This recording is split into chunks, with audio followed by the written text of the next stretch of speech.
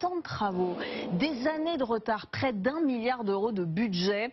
Le projet est aussi pharaonique que les objets qui s'y trouvent. L'Égypte espère y accueillir jusqu'à 10 000 visiteurs par jour. Un aéroport a même été construit spécialement à 30 km du site pour faciliter l'accès au musée. Un lieu exceptionnel qui a pour but de relancer le tourisme. L'Égypte, c'est une destination dont l'attrait majeur, c'est la culture.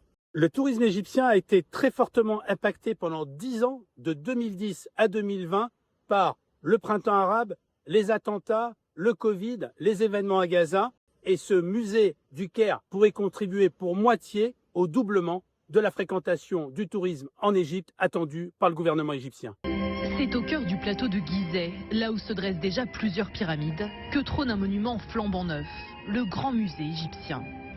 Ouvert depuis un an, il est inauguré aujourd'hui et fait déjà la fierté de tout un pays.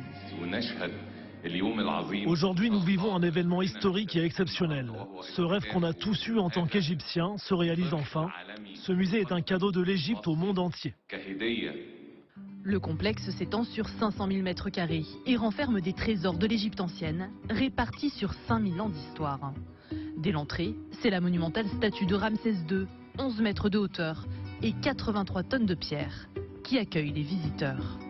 Ces derniers pourront aussi découvrir une immense galerie dédiée à Toutankhamon, avec 5500 objets retraçant l'histoire du jeune pharaon. Parmi eux, le fameux masque d'or funéraire. Au total, le musée compte 100 000 artefacts, statues, sarcophages, mobilier. Pour cet égyptologue qui effectue actuellement des recherches dans le pays, ce musée a de nombreux avantages. Il réunit sur 500 000 mètres carrés de très nombreux artefacts égyptiens pharaoniques, allant évidemment des toutes premières époques, l'époque prédynastique, voire Nagada I, Nagada II, jusqu'à l'Égypte romaine. Outre sa richesse, ce musée est le fruit d'un projet pharaonique. Il aura coûté près de 900 millions d'euros et nécessité 20 ans de travaux avant d'enfin ouvrir. Déclaré par le pouvoir égyptien comme le plus grand édifice culturel du XXIe siècle, ce complexe monumental espère accueillir entre 5 et 8 millions de visiteurs par an.